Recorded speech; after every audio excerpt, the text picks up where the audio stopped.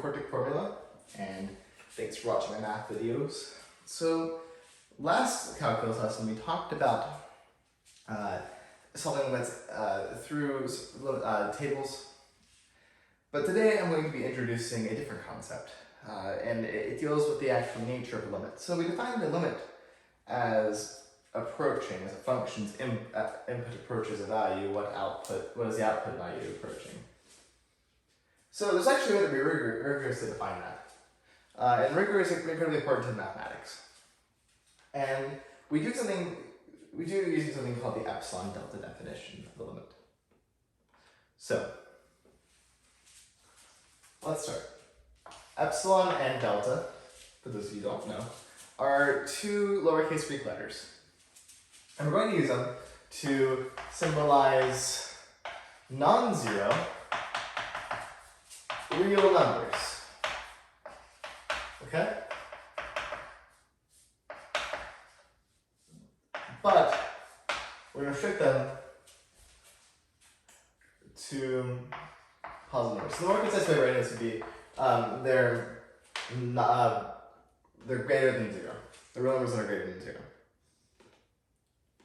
But what we do with them is let's take a graph of a function.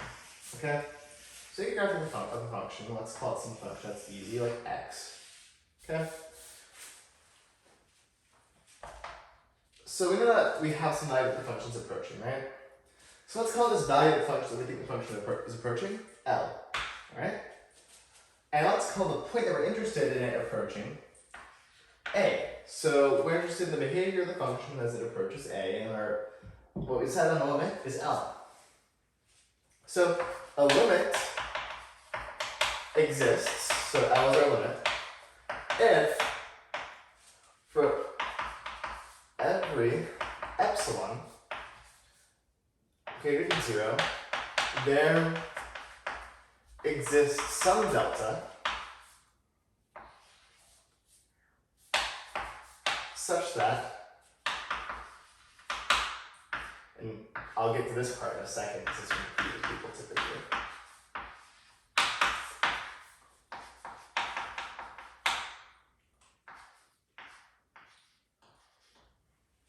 Okay. So let's explain why the last part makes sense. Let's move the L first. And let's call this our limit plus some number epsilon, some epsilon that's been chosen. And it's a minus an epsilon. Alright? Let's call this A plus delta and A minus some weight delta. So imagine that, okay, in order to define a function, in order to talk about what it means function approach, we have to essentially state that, So really what a limit is that if a point is a limit of a function, then we can get our function as close as we want to that output value without actually getting there. That's intuitively what it means for it to be a limit. The way we capture this is through this definition. So imagine that we have some epsilons provided for us, okay? So for every epsilon that's greater than 0, it doesn't matter, it's provided for us, we can find some delta that's greater than 0, some other number greater than 0, such that if x is within delta of A, it implies that our function's value at x is within some epsilon of L. Basically, for every epsilon, no matter what it is, we can find some delta such that if our x is within delta of A, our function's output is within epsilon of L, which essentially states that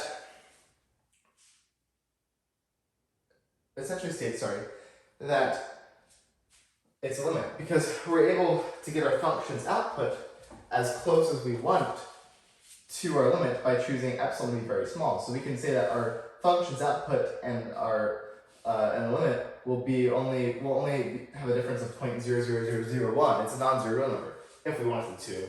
And that limit exists as long as we always find some interval around A that satisfies that for any x in that interval.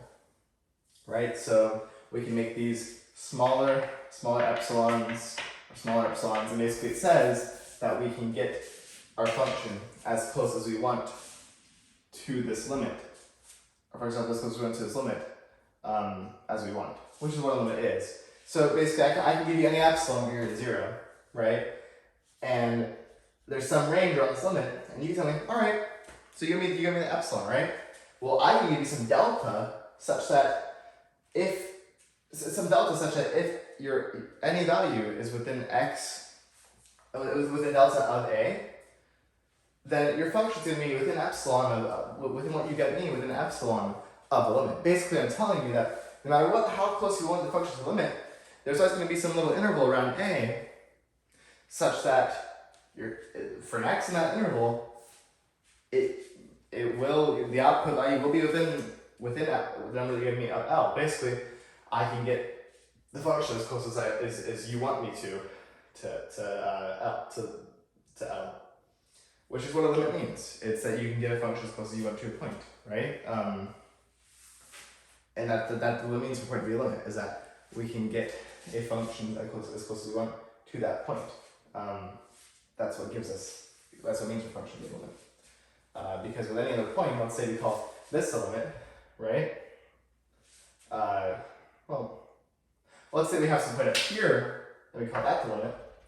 Then, for some really small epsilon, you can't find me a range delta such that I am within epsilon of that point, right?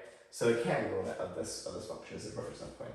So don't stress yourself out too much about this. We'll cover it more in the future, but it's something that is important to keep in mind. So if you need to rewatch this video, please do so.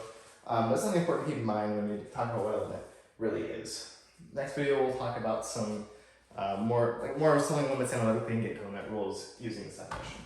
Thank you, and have a great rest of your day.